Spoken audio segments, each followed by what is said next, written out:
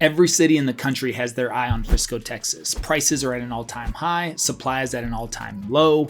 You know this, and I know this. Yes, sir. Now, over the last 4 years, all we've heard is that you should probably wait to buy a house because the market is going to crash and then you'll be able to get this massive discount on the price of a home. And 72% of renters right now believe they will never be able to afford a home, and so many others are thinking that home affordability is going to be getting out of reach very soon. Oh, no. Now, cities have taken note of this and are trying to expand, but these pro-growth policies are getting shut down by the NIMBY WIMBYs that are making a lot of noise out there. And what do I mean by NIMBY WIMBYs? Well, NIMBY really stands for not in my backyard. And yes, that's a real term. But Frisco, Texas, however, has the answer, and I think this is the model that other cities need to follow. Now, let me set the stage for you. In the last 10 years, home prices have risen by over 60% in the largest metro areas. Incomes, however, have only increased by 32%. And what does that mean for home buyers? Well, it's not that great. Back in 2010, the median home price was 3.8 times higher than the median income. But now that's risen to almost 4.5 times higher. And it's even worse in coastal cities where home prices have increased 10 times the amount of the median household income. However, Dallas, Texas is the exception to the rule and has just recently been ranked as the 15th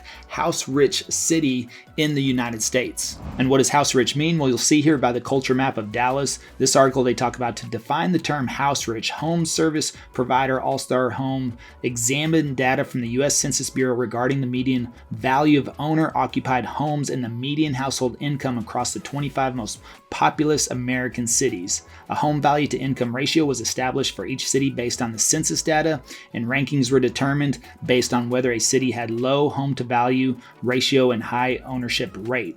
So the study found that 41% of all housing in Dallas is owner occupied. The median home value of a home in the city is $275,400 according to the census data, and also pegs the median household income estimated at $65,400 per year. So using those financial factors, All-Star Homes determined Dallas has a home to value income ratio of 3.95. And that keeps it right in line to what it was 13 years ago. And if you even factor in Fort Worth, for example, it outpaces Dallas, ranking as number 4 in the nation with a home ownership rate of 44.8%, and a median home value of the home in the city is $212,300. And renters have it even worse. Over 45% of Americans spend over 30% of their income on rent alone. So why did all this happen? Was it interest rates? Was it, the shutdowns of 2020? Or is it something completely different? Now, those played a role in that. However, it really comes down to simple economics. The supply just hasn't kept up with the demand. Just back in 2019, the US was short 4 million houses, and when COVID hit, demand increased even further. Now, in order to sustain the housing stock over the long term, cities need to build rapidly. A city that is growing at just 1% per year needs between 1,000 and 1,500 new homes per 100,000 people. Yet between 2015 and 2022, a period when the US population grew 5%, American cities built only 450 homes per 100,000 people on average based on the Census Bureau. And if you look at New York, the metropolitan area added only 60 homes per 100,000 residents, while Los Angeles built 80 and San Francisco built only 100. And the main cause of this shortfall is a widespread increase in anti-growth housing and land use policies. And since the 1990s, as the Harvard economist Edward Glaser has shown in numerous studies, such policies have grown increasingly restrictive in many parts of the United States, and more restrictive the land use policies are in a given city, the greater the housing supply gap and the more severe the affordability problem.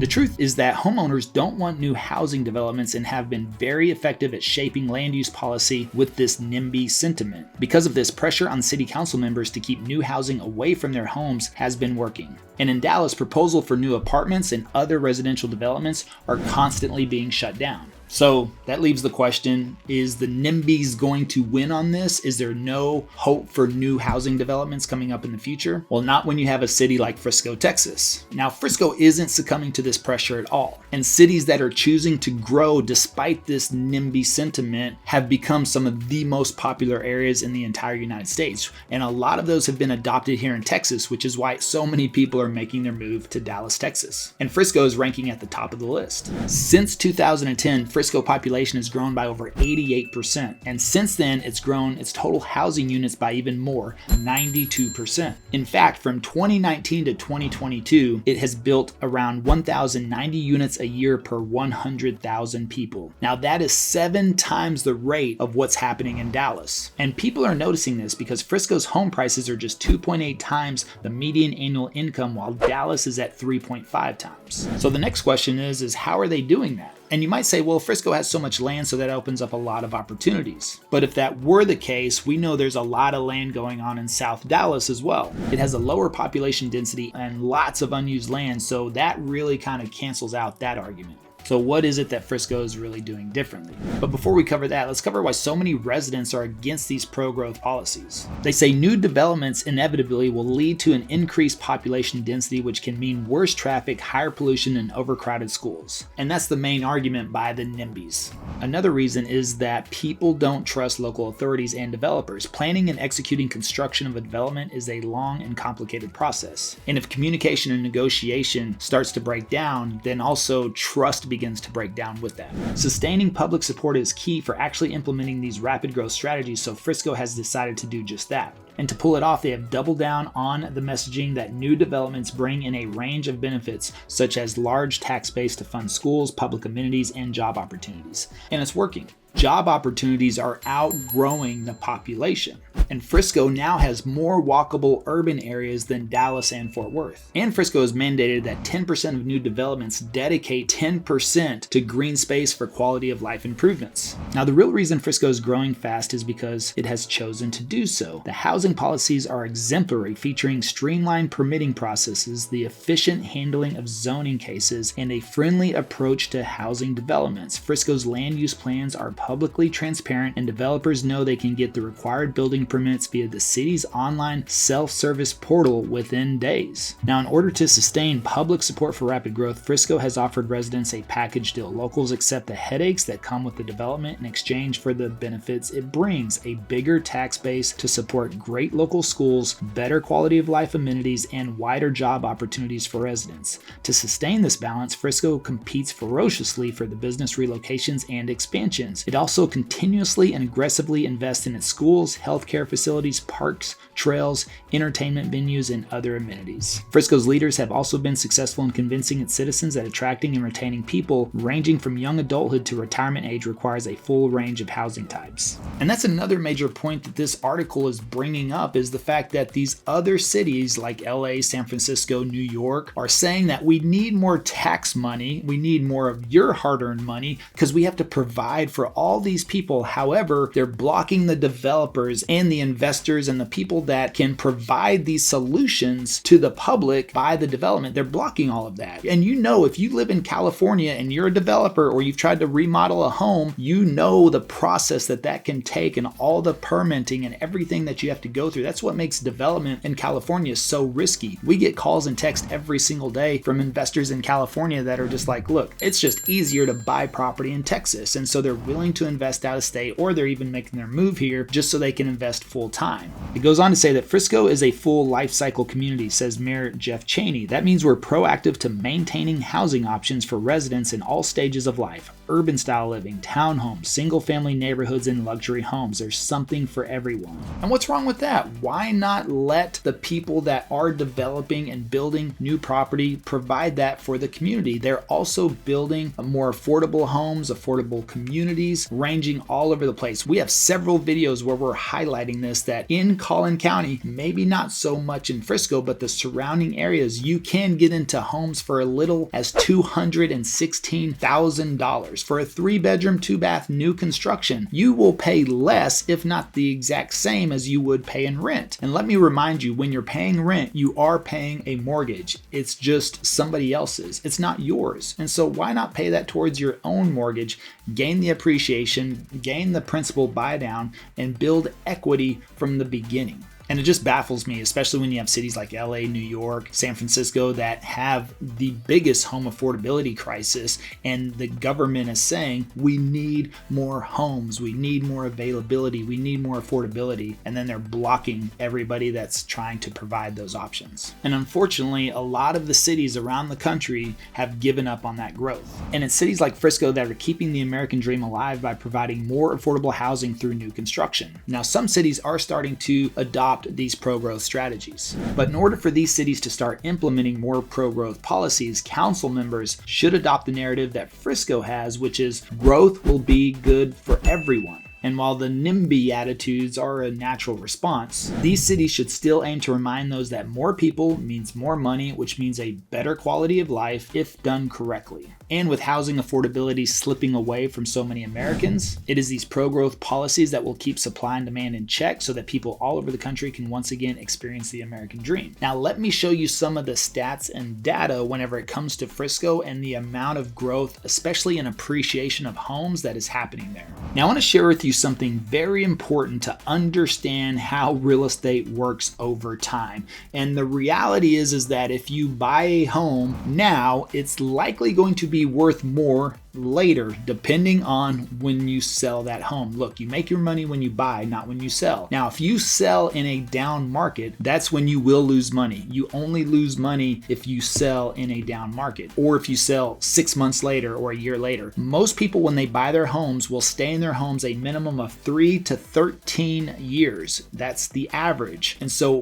we encourage anybody that's looking to buy a home, we try to understand, is this somewhere that you're looking to stay at least 2 to 3 years? At least after 2 years, you have the no capital gains rule as of right now, up to $250,000 if you're single, up to $500,000 if you're married, that you can keep that money that you have in appreciation if you sell the property 100% tax-free. That is a big deal. That's what allows people to move up in their homes. Now, let me go back here and show you when in 2003, when home prices in Frisco were $185,000. And let me tell you a quick story. In 1998, when I graduated high school, I worked about a year mopping floors, stocking shelves, and that's what motivated me to go into the military, because I actually used to clean the floors of Chief Auto Parts. If you're old enough to remember, that was the auto parts store before they got acquired by AutoZone. I had one store up in Frisco, Texas in 1998, and I worked mostly Dallas, right? That's where all the auto parts stores were. But I would drive to Frisco and I felt like it was so far away, and the Chief Auto Parts was the only store out there. It was just, that was it. Everything was fields, just grassy fields, a lot like you'll see throughout Prosper right now in Salina. So it's the old ad. If you've ever heard your parents say, or you've ever said, oh, I should have bought that land 20 years ago, or I knew this was going to be a good opportunity, I should have bought that house 20 years ago. That's the situation across time. People's biggest regret is usually not buying sooner, or implementing something in their life sooner, or not exercising sooner, or getting on a diet sooner. It's like once they do something, they're like, oh, this isn't so bad, I'm reaping the benefits of it. But if you look at this, look, in 2003, 20 years ago, home prices in Frisco were $185,000. Now you can see here easily, there's just a steady increase over time. Even if you look at the crash of 2009 to 2010, actually prices went up in 2010. And this is whenever a lot of the growth and development started to happen in the Frisco area. They built the Stonebriar Mall, and that just set Frisco on fire. And that's why you started to see growth right after 2009 significantly jump from there. And it just continues to grow over and over and over time. But look at this. You will see these dips throughout here, and this is going to be your seasonality. We've talked about this in several videos now. What you're seeing right now is you will see some dips, even over here in 2023. But right now, it's in the fall and winter time. Every single year, real estate dips in the fall and winter time, and then it goes up in the spring and summer, because despite of people always looking for a great deal, a majority of people will buy in the spring and summer. But you can see this throughout the time. But over time, these home prices have increased in Frisco. And of course, 2020, 2021, 2022 were anomalies, and we saw home prices shoot up through the roof to where now you've got a median home price of $605,000. But let me me show something else to help bring this in perspective. I measured this out just to give you a good idea, and I calculated the appreciation of a home in Frisco every 3 years over time. So you could see what would have happened if you would have bought a home 20 years ago, like everybody always wishes they did.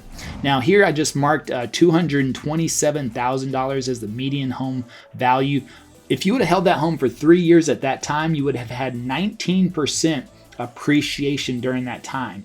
That's a pretty significant amount. That's quite a bit of equity that you would have, almost $60,000 in equity in your home just in 3 years. So on average, $20,000 a home. What other side hustle could you do right now that would get you $20,000 a year? Well, owning a home would be a pretty simple one, right? Now look, from 2006 to 2009, down 7%. So again, now that's just the accumulation because of the drop in 2009. So if you bought in 2006, 2007, actually any time in that time frame between 2006 and 2009, and you sold in 2009, you would have lost money.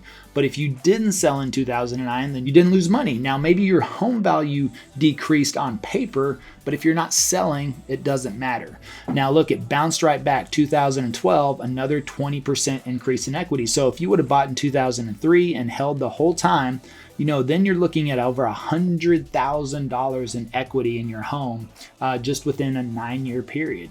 Again, what other side hustle could you have that would earn you $100,000 on the side without really doing anything? Now, by 2015, another 13% increase in appreciation over that 3-year period. 2018, another 17% increase in appreciation over that 3-year time frame. 2021, 12%. And then, of course, we had the anomaly of 2021 to 2023, 35%. But overall, if you would have bought that home in 2003 in Frisco, you would have over 350% in appreciation, netting you around $560,000 in equity. So just within 20 years, you would be a half a millionaire just based on the equity. And that's really just the overall data from the market. If we went hyper local into specific neighborhoods in Frisco, this could be even greater because there are some amazing neighborhoods throughout Frisco that have appreciated way more than this. So this is just showing you the average over Frisco. And I could do this in almost any city in Collin County to give you a really good idea of what the market is doing and what's happening right now.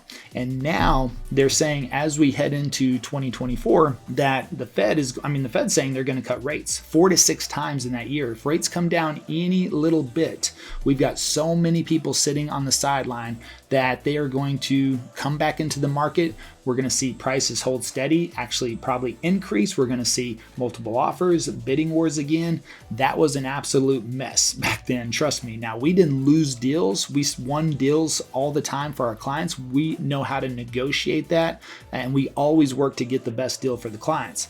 But it's going to be a challenge coming up in 2024 if you're waiting around for interest rates to drop. So there's a lot of other unique strategies that you can implement, and we can buy that rate down, get you a much better price. You've got a lot more negotiating power right now as a buyer, because even though it's a seller's market based on inventory, a seller's market is based on less than 6 months of inventory, and around Dallas we're averaging still about 3 months worth of inventory. So on paper it's a seller's inventory, but a lot of buyers are sitting on the sidelines, so that really kind of makes it a buyer's market for the fact that you have room to negotiate. If you make an offer on a home, you're likely not going to have multiple offers, although we're seeing that in some of the neighborhoods here in North Dallas again. So you don't want to be stuck in that situation. But the main thing is that I just want to encourage you that if you're thinking about making a move to Dallas, then feel free to reach out. All of our information is in the description box below. Again, my name is Levi with the Living Dallas, Texas team. We eat, breathe, and live this stuff every single day. And look, it may not be the right time for you, but the best thing you can do is give us a call so we can have a discussion to see what may be best for you in your situation. It may not be the right time right now, but we're going to run the numbers, look at the flexibility you have and the goals you want to achieve, and we just work from there. That's it. Happy to help you do that any way possible. And if you want, you could check out our live video that we did just a couple of days ago, where we discussed a lot of these articles and that are still proving the fact that Dallas is going to be a strong market with the economy and jobs that are still taking place here, the growth, the relocation, the people moving in, the corporations moving in. And we project Dallas to be one of the strongest markets heading into the next several years. So we believe it's a really good investment here in the Dallas market. I love Dallas. You will too. But give us a call if we can help you out in any way. Until next time, Hope to show you around town.